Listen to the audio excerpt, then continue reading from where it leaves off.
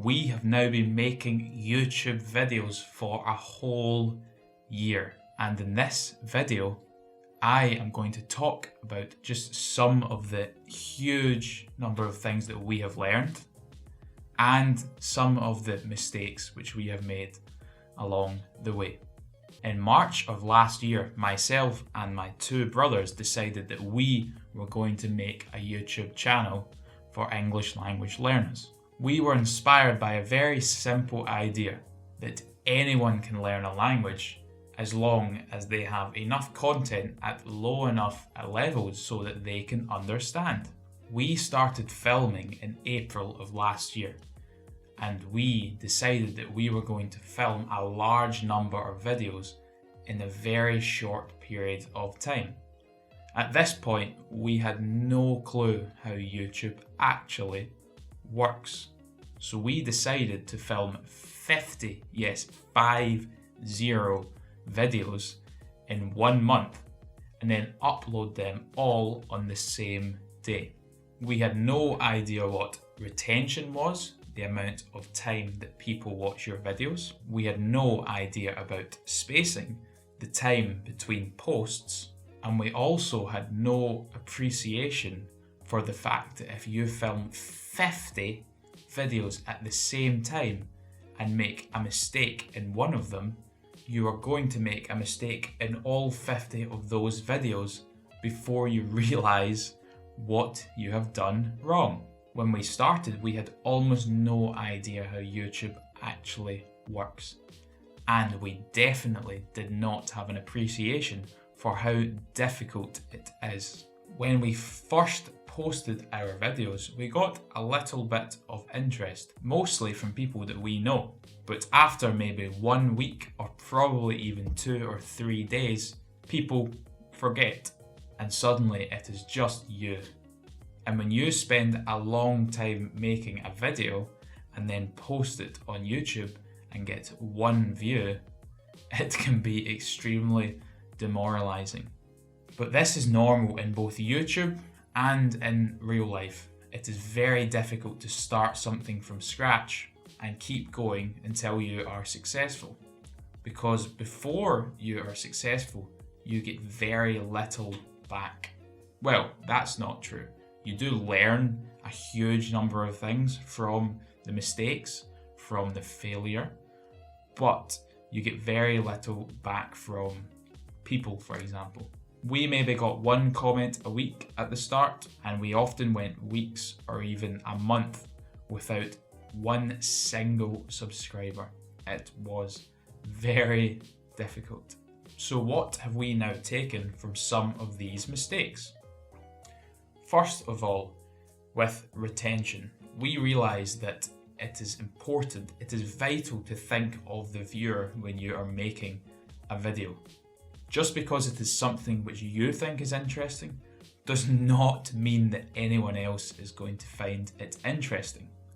So if you watch one of our videos at the start and now one of our latest videos, you will notice a massive difference in our performance and even the topics.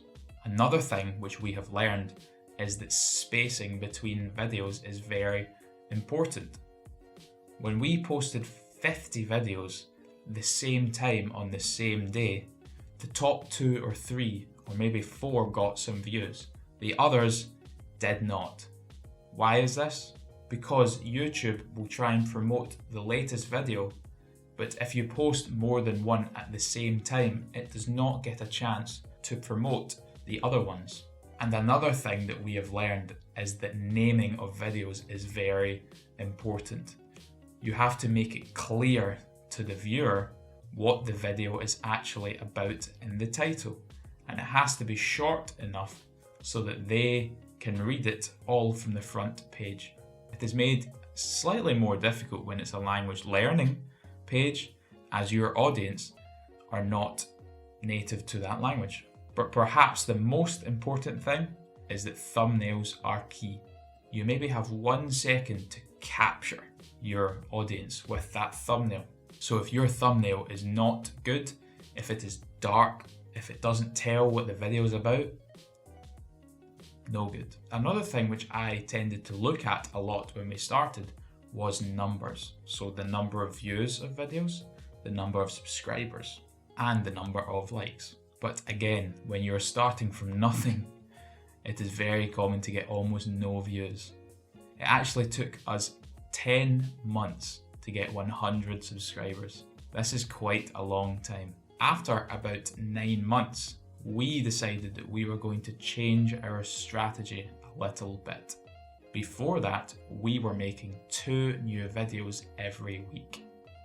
But as we have full-time jobs, it is quite difficult to make 2 very good, high standard videos every week. So we decided we were going to only make 1 for the meantime. Perhaps in the future we can make 2 again. And we also decided that we would start making short videos. And this is another key lesson. You have to keep improving if you want to be successful. It took us 9 months to get to maybe 70 subscribers. We made this small change, and within 1 month we got to that 100. And why is this? Because we followed what we saw other people doing that was successful. So our first year is over, and what have we got planned for the future? Well, we really like making videos for beginners. So we are going to make a lot more of these drawing videos, but we are going to try and make them more entertaining than our first videos.